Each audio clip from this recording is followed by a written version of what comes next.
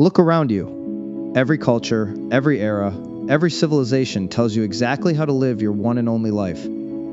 They tell you to live like everyone else does. In our world, they tell you, work hard at a job you love, be intelligent, gather a surplus, love your family, your dog, your cat, focus on the money, the celebrity, the physical beauty. Everyone around you agrees this is the life. But go back 1,000 years. Everyone agreed that raiding the next tribe for pigs was the life. Go to a different corner of the earth. Everyone agrees that burning captives or perfect calligraphy is the only thing that matters. The warrior knows a truth most people are too terrified to admit. Your everyone is a tiny, localized illusion. Chess masters don't hang out with motocross racers. Your world has no holes in it except for the books you read and soon forget. And then, death takes us by storm. What was that life? What else was offered? Imagine you could scale the wall of your own time. Imagine you could climb a beanstalk and look down at the entire fabric of human history. What do you see? You see billions of people trapped in their own little squares of the weave.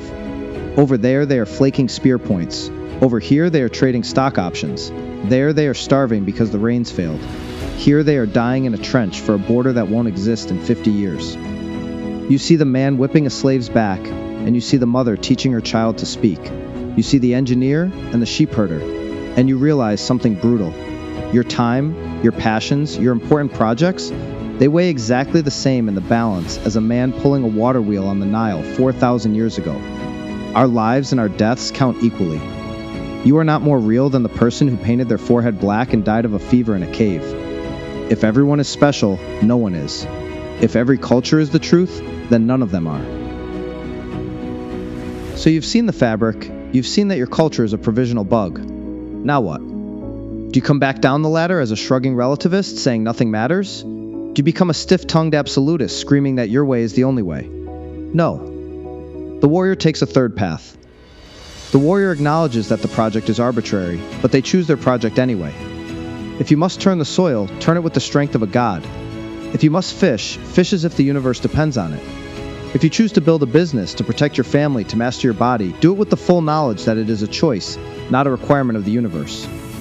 Most humans lived in cultures that didn't change for 100,000 years. They were born, they girded themselves, and they told their stories. They made the same mistakes despite religion, despite science, despite philosophy. They built, they killed, they preserved. What would you do differently seeing the infinite spread of human struggle? Would you change your project? To what? Whatever you do, it will likely bring delight to fewer people than a game of bridge or a baseball team. That is not a reason to quit. That is your liberation. When you stop living for everyone, you start living for the truth.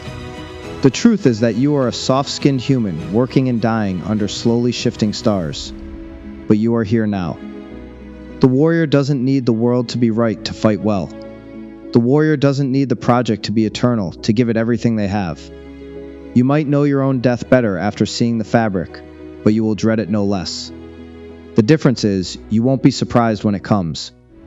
You will have spent your time not in a hypnotic trance of what everyone thinks, but in the conscious execution of your own will. The black rock is holy. The cross is holy. The mountain is holy. And it's all true because we make it true. Stop waiting for a sign from the cosmos. The cosmos has already spoken in a wide, particulated utterance of billions of lives. Your voice is one thread in that fabric.